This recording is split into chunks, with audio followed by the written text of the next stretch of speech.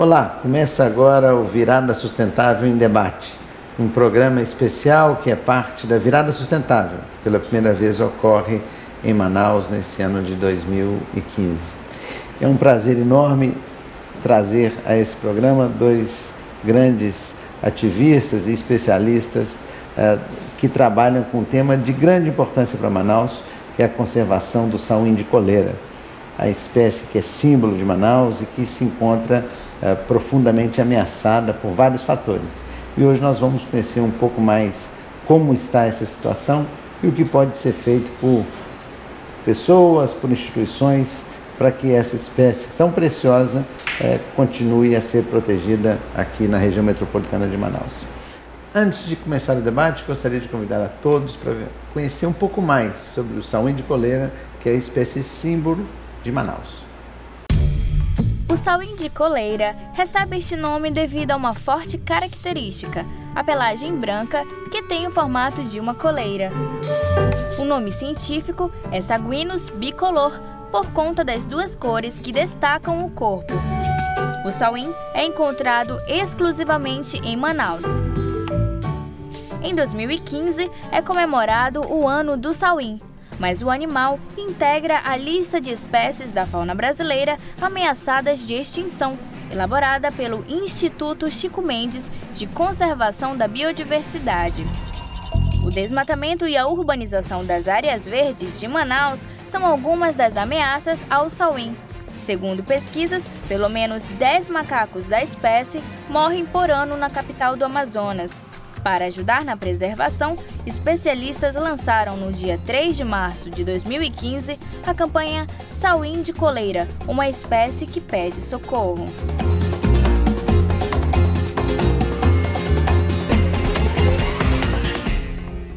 Marcelo, em primeiro lugar, bem-vindo aqui a esse programa. E eu queria começar te pedindo uma apresentação do quadro geral. Como um biólogo especialista no tema, como é que está a situação hoje do sauim de coleira? Bom, obrigado pelo convite de estar aqui. É uma espécie que, para uma espécie amazônica, né, de primata, ela tem uma distribuição muito restrita, né? Então, ela só ocorre em parte do município de Manaus, parte do município de Rio Preto e um pedacinho do município de Itacoatiara. Então só essa distribuição aí restrita já é um problema para essa espécie, porque justamente coincide com a capital do estado, que grande índice de desenvolvimento, de avanço da cidade em cima da floresta, e automaticamente os municípios e a região em volta de Manaus acaba sendo bastante agredido, desmatado, ramais são feitos tal para atender a demanda toda da cidade que vem crescendo nas últimas décadas, né?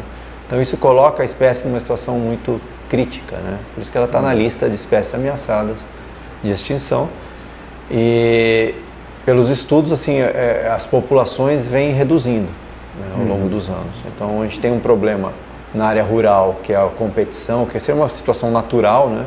Competição com uma outra espécie de mico que ocorre aqui na nossa região, que é o Saguinus midas, né, que é um pretinho de mão dourada, e parece que essa espécie vem ganhando espaço, né? Mas é uma coisa histórica e, como eu disse, uma questão natural. A gente está tentando investigar o quanto que o homem pode estar interferindo, facilitando esse processo. E o outro processo que já é mais responsabilidade nossa é a parte de dentro para fora, então a parte da expansão de Manaus. E o maior impacto que a gente consegue ver é dentro da área urbana de Manaus, né? Principalmente por causa dos desmatamentos, o avanço da cidade, tal, que já é uma coisa histórica, né? E que a gente vem retirando florestas e degradando florestas, e isso automaticamente reduz as populações, né, de sauim. Então a situação não é das melhores mesmo para a espécie. Marcelo, você é professor da Universidade Federal do Amazonas. Como que a UFAM está envolvida com essa agenda? Quais são as principais atividades no campo da pesquisa, do ensino e da extensão relacionadas com o sauim de coleira? Bom, dentro da UFAM, como professor, né, implementei o projeto sauim de coleira, né, desde 2002 oficialmente, Mas já antes disso eu já vinha trabalhando com alguns estudantes, né, pesquisando a parte de ecologia e biologia da espécie. É uma espécie que a gente encontra em vários lugares aqui em Manaus, mas era uma espécie bem pouco estudada, né, em termos de ecologia. Mesmo sendo ameaçada e ninguém conhecia direito a situação da espécie. Então esse foi o impulso da gente implementar esse projeto. E dentro dele o foco principal sempre foi a pesquisa, trazer informações básicas, e essas informações é que acabaram gerando a maior parte talvez do conhecimento necessário para se montar o plano de ação nacional, né, para a conservação do salmão de coleira, que é do ICMBio, iniciativa do governo federal, mas que conseguiu juntar várias instituições, vários pesquisadores para trabalhar em prol do salmão de coleira, né, da conservação dessa espécie. E por falar em plano de ação nacional, nós temos a DEISE, que é do PAN, né, a abreviação é o PAN, Sauim, o Plano de Ação Nacional do Sauim. DEISE, conta um pouquinho como surgiu esse plano e o que ele está na agenda, quais são as principais atividades que esse plano tem hoje para a região metropolitana de Manaus. Pois é, o PAN está desde 2011 e ele começou reunindo vários atores da sociedade, né, a universidade, o INPA, a Sociedade Zoológica, instituições municipais e estaduais de meio ambiente, né, ONGs, né, e primeiro foi uma oficina para se discutir a questão do sauim, e depois teve uma meta central e depois várias ações, né? Dentre educação ambiental, a ação na área urbana, na área rural, né? A situação dele em cativeiro, né? Que é uma situação complicada, que é um animal que também não se dá bem em cativeiro. Então tem vários atores envolvidos, o Centro de Primatologia do Rio de Janeiro, né? Se você fosse dar uma mensagem para aqueles que não são especialistas, como o Marcelo Gorno, para a população em geral, o que poderia ser feito por um cidadão, seja ele uma criança, um jovem, um adulto ou um idoso, com relação ao mico aqui na região de Manaus? Pois é, eu acho que é no geral, o brasileiro, né? Indo mais macro, o brasileiro dá pouco valor à nossa biodiversidade, né? A gente costuma a pensar mais nos bichos de fora, enquanto que a gente tem uma diversidade. Só pegando primatas, né, no Brasil, o Brasil é um país mega diverso, só de primata nós temos mais de 100 espécies, né? E a Amazônia responde pela maioria. E o sauim é um animal único aqui, né? Como o Marcelo falou, correndo numa área restrita, né? E que a gente tem que ter orgulho de ter esse animal no quintal e conservar ele, né? Igual é feito lá em Silva Jardim com o mico-leão-dourado, que já tem um marketing muito grande. Mas para isso as pessoas precisam conhecer ele, né? Entender por que eu vou conservar um macaco de 500 gramas, né? Porque tem todo um envolvimento, os serviços ambientais que uma espécie promove, né? Para nossa própria qualidade de vida. Quer dizer que conservar o sauim é bom para a qualidade de vida. Eu estou conservando a floresta, a biodiversidade que envolve, não só ele, né? E de uma certa forma a sombra que nos alivia o calor está relacionada com o sauim, porque o sauim ele é essencial para a vida da floresta, né? Para a vitalidade da floresta. Ele tem um papel importante, né, Marcelo? Talvez você pudesse comentar o papel do sauim na dinâmica de uma floresta como a floresta que temos aqui em Manaus. Bom, talvez um dos principais seria a dispersão de sementes, né? Então ele se alimenta principalmente de frutos, né? E frutos relativamente pequenos, e ele ingere ou se desloca carregando alguns frutos e acaba levando essas sementes para outros lugares, né? Então podíamos dizer que o sauim, de uma certa forma, é um plantador de árvores, semeador, né? De floresta. É um semeador de florestas. Sim. Ele carrega semente ou no trato intestinal ou nas mãos e leva daquela árvore para um outro lugar e ali ele espalha essas sementes. Então esse é um papel estratégico, né, dessa espécie. E eles comem muito inseto também, invertebrado em geral, né? Então, mas os insetos também. Então ele acaba também ajudando um pouco no controle, no equilíbrio aí do ecossistema. Esse é um outro componente também importante. Então ele é também um predador de alguns insetos. Que tipo de inseto que ele come? Gafanhotos, besouros, né, principalmente, lavas de borboleta. Né? Então é uma variedade bastante grande. Eventualmente ele contribui então também para o equilíbrio dessas populações de insetos nessas áreas de floresta que hoje estão próximas às casas das pessoas. Sim, certamente a gente não sabe em que grau ele consegue fazer isso daí, mas a gente já sabe que ele se alimenta desses animais, né? Então ele acaba interferindo sim na proliferação desses animais. E ele também é muito lindo, né, Deise? Você que tem o privilégio de morar numa casa que tem um grupo que vive por perto, como é que é o prazer de poder olhar no café da manhã, como você estava dizendo, para um grupo de sauins? É muito gratificante, né? Você ter uma espécie, né, amazônica, né, no quintal de casa e poder apreciar o dia a dia dele, né? Ele catando inseto, catando fruto. E uma visão bem interessante que as pessoas têm do sauim, né? Tem pessoas que acham o sauim maravilhoso e tem pessoas que acham que ele não é muito... E a diferença que ocorre entre criança e adulto, né? Eu já trabalhei com público, né, visitando parques, zoológicos e tal, e os adultos olham e não acham ele muito bonito, acham ele parecido com um morcego. Quase 90%. Eu não sei se o Marcelo já presenciou. Acham lindo. As crianças acham lindo e acham ele parecido com ovelha. É impressionante isso. Eu tenho um olhar então mais infantil, que ele acha ele lindo e parecido com algo muito bonito. Eu digo mesmo, que ele é um macaco bem vestido, né? Porque ele está elegante, elegante, de camisa social branca, calça marrom.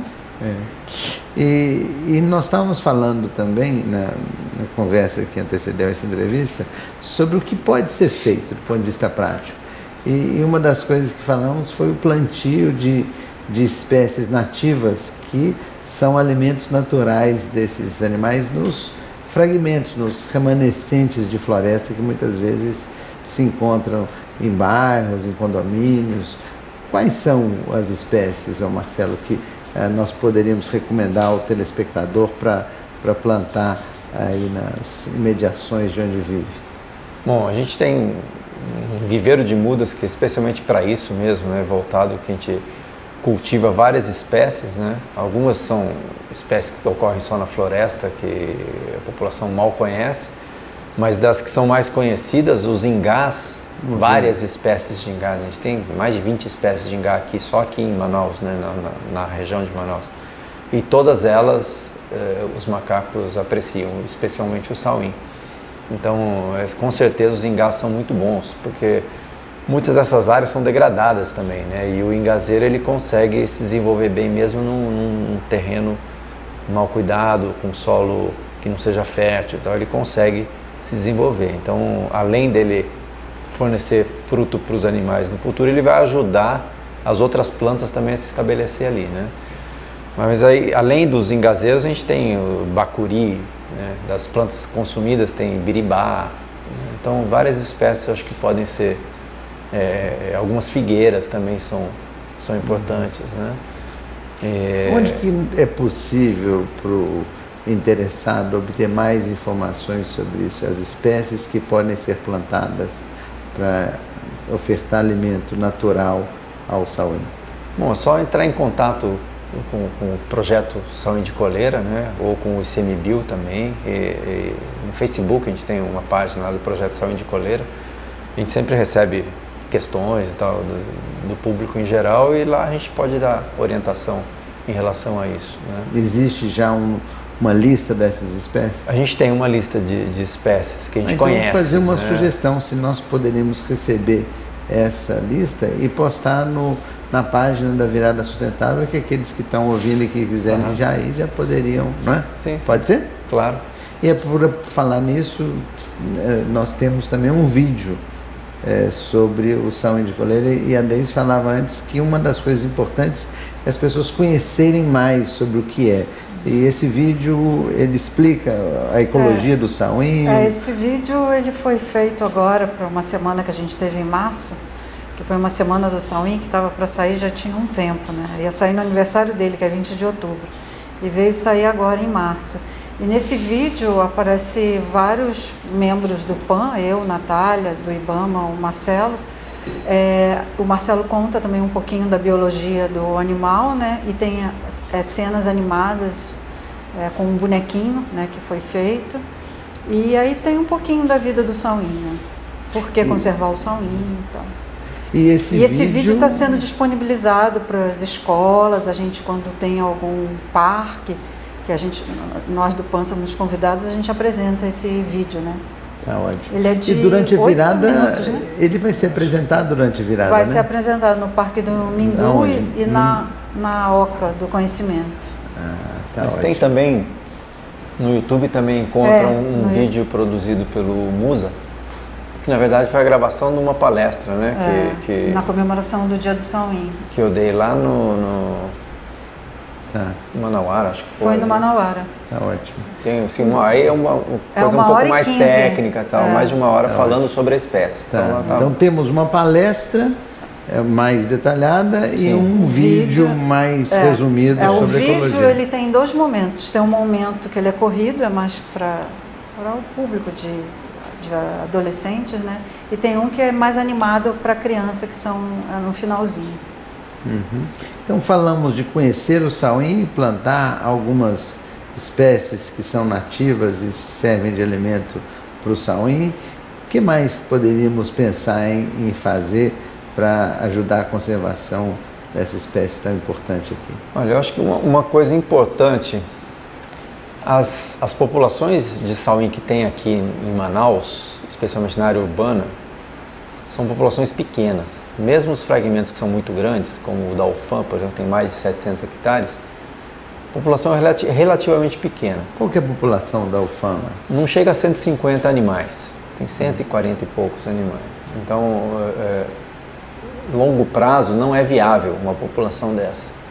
Então, imagina, se com 150 não é viável, uma população que tem no Mindu ou no Parque Sumaúma ou outros fragmentos menores também não são, né?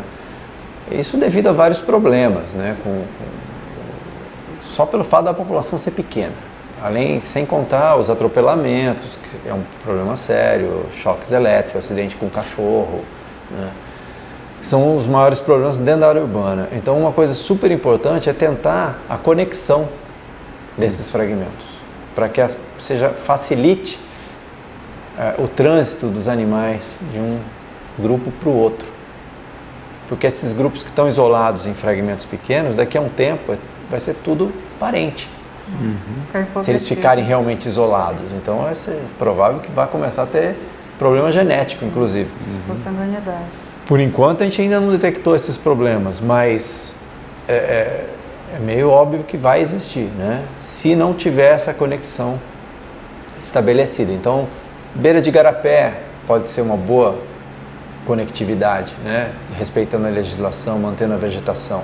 Só que quando cruza a avenida, por exemplo, uma rua movimentada, aí tem que ter um plano especial, passagens por cima. As próprias árvores poderiam conectar. Tem alguma passagem já feita em Manaus? Tem.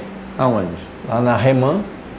Tem 2 ou 3 que a gente projetou para lá e eles executaram e dizem que está funcionando, né? A gente tem uma aqui na UFAM, que não foi a primeira. Como se fosse uma ponte entre uma área de floresta e outra, para que ele possa passar por cima da rua ou da avenida. Cabos ou redes, exatamente, né? E eles acabam usando. E tem algumas, tem uma também que foi feita lá perto da Ponta Negra, num condomínio que tem lá, que é só um cabo único, simples. Esse daí a gente não sabe se funciona, mas de qualquer maneira a gente vê lá no conjunto que a gente mora, em outros lugares que eu já fotografei, bicho atravessando um fio de telefone, de um lado para o outro, né? Um fio único, fininho. Ou seja, a mensagem é criar conectividade, né? Possibilidade de uma população que está num pedaço de floresta se comunicar com uma outra população, um outro grupo, tanto para que possa ter troca entre famílias, para não ter o problema da consanguinidade. Exatamente. E também eventualmente, se precisar, haver uma recolonização. Às vezes, por algum acidente, você pode perder um grupo inteiro ao longo de um tempo e o fragmento fica lá sem sauim, mas eventualmente, se tem essa conectividade, ele pode ser recolonizado. Então talvez tenha uma mensagem para aqueles que são arquitetos, engenheiros e que estejam planejando, né, ocupação de espaços como novos loteamentos, novos condomínios, e, enfim, Sim. novas áreas urbanas, para que ao planejar esses espaços não criem fragmentação, ou seja, criem áreas contíguas. Seria o que melhor. permitam esses animais terem a maior área útil possível. Sim. Porque muitas vezes eles não atravessam uma rua, ou se forem atravessar a rua, podem Atravessa, morrer. mas né? o risco é grande. Morrer atropelados. O que acontece em Manaus, que primeiro derruba tudo para depois construir as casas e planta mais árvores. Assim, o conjunto que a gente mora foi exatamente planejado para que tivesse áreas verdes, né? Uhum. Então a rua que eu moro passa 7 casas só de área verde do outro lado, e elas têm umas conexões, né? Uhum. É um conjunto antigo, mas então foi tem uma pensado mensagem nisso. importante para aqueles que trabalham nessa área de arquitetura, de urbanismo, de engenharia, se pensar, ao planejar novos espaços. Eu penso nisso para os governos, né? Para os governos, né? E para os órgãos responsáveis isso, também com licenciamento, né? Secretaria Sim. de Meio Ambiente Estadual, Municipal, IPAAN, né? Que são responsáveis pelo licenciamento. Olhar esse que é um detalhe importante. Isso se aplica não só a Manaus, mas também, em especial, acredito, do outro lado do rio, Miranduba, que não tem o sauim, mas tem outras espécies, claro. né, de primatas e outras espécies que também sofrem do mesmo problema da fragmentação. E eu acho que nível, numa outra escala, nível de governo, tem que se pensar em criação de unidades de conservação para a espécie. De você ter áreas grandes na área rural, né, porque na cidade já não dá mais, onde você consiga ter uma população realmente viável, uma população mínima que consiga se sustentar sozinha. Isso ainda é viável. Rio Preto da Eva, mesmo em Manaus, ainda tem algumas áreas que seriam possíveis de fazer isso. Na área do Poraquequara, eu imagino que ali tenha uma área bem extensa, né? Tem. Mas a maior área ali que daria para criar alguma unidade de conservação é a área do Exército. É a área do Exército, que eu digo.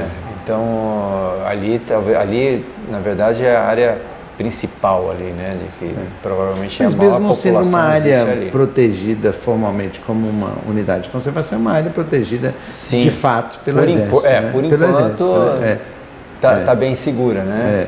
Mas a gente nunca sabe o dia de amanhã. Exatamente, as mudanças que pode ocorrer políticas, né, em todos os aspectos, e mudanças de custos e política de treinamento e tudo mais que o Exército pode ter.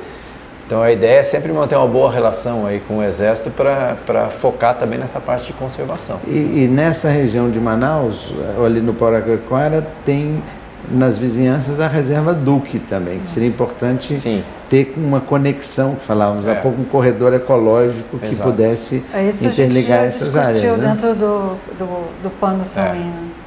E é uma discussão que ainda acontece, né? Com o governo, com o INCRA, é um trabalho que o PAN vem atuando bastante para tentar efetivar uma conexão, principalmente na região nordeste ali, porque quanto mais ao sul o rio é muito largo, né? Então ele acaba funcionando como uma certa barreira para os bichos pequenos, né? Mas já mais a montante ali do Poraquequara, o rio é mais estreito, então você tem uma passagem mais efetiva, né?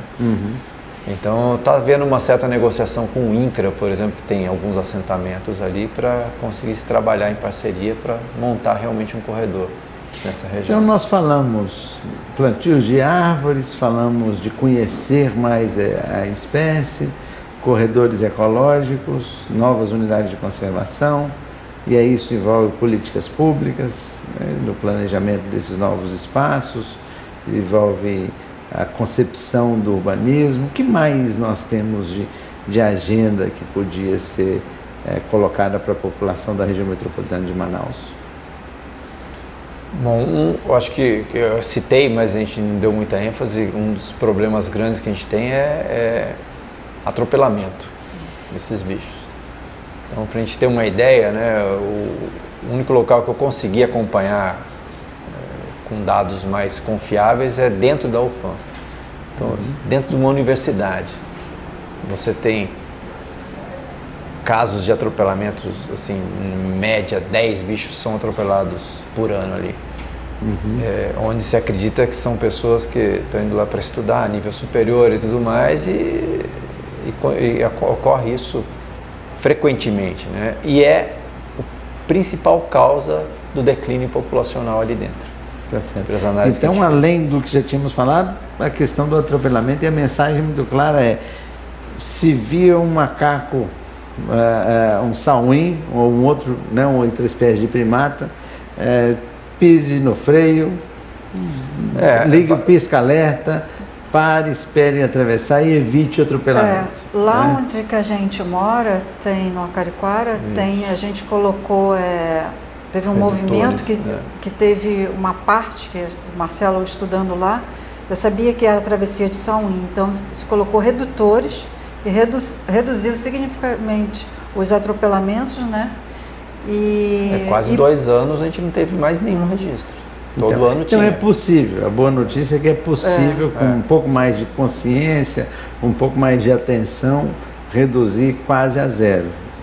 E tem um óbvio, né, Marcelo, não prender o sauim, não precisa nem dizer isso, quase, acho que não foi dito até agora, mas é óbvio que não prender, mesmo que seja um filhotinho, não criar em casa, ele não vai ter uma vida boa estando preso, como ele terá essa vida no meio da floresta. Então, não prender, não comprar, além de que é ilegal, e até denunciar, além de ser ilegal, mas é o óbvio, né? Não prender, ainda que seja bonitinho e tal, não ter ele fora do seu habitat.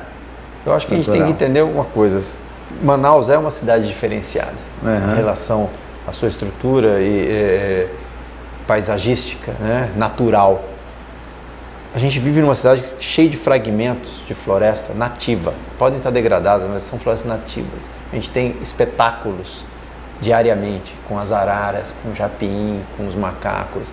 Isso aí você não encontra em lugar nenhum no mundo, uma grande cidade desse jeito. Só que a gente valoriza muito pouco.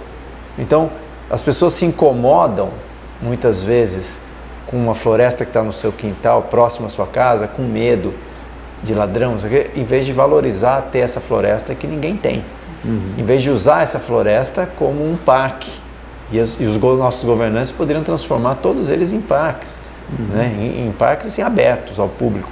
Ninguém faz isso. As pessoas se incomodam se a gente coloca um redutor de velocidade, porque isso vai atrasar talvez 30 segundos o percurso dele. Entendeu? Problema que a gente tem para instalar redutores dentro da universidade é isso. Então, quer dizer... Ninguém quer perder tempo. Ótimo. Eu acho que é uma conversa que podia prolongar mais, mas o nosso tempo encerrou. Queria agradecer ao Marcelo Gordo, da UFAM, a Deise, do PAN, Sauim de Coleira, e convidar todos a conhecer um pouco mais, tanto dando um Google geral, Sauim de Coleira, vão achar muita coisa, mas também no site da Virada Sustentável, que nós vamos colocar a palestra do Marcelo Gordo, a lista de espécies e o vídeo do PAN, para quem quiser ouvir e disseminar essa o grande desafio que temos pela frente, que é a conservação do sauim de coleira aqui na região metropolitana de Manaus. Obrigado e um grande abraço.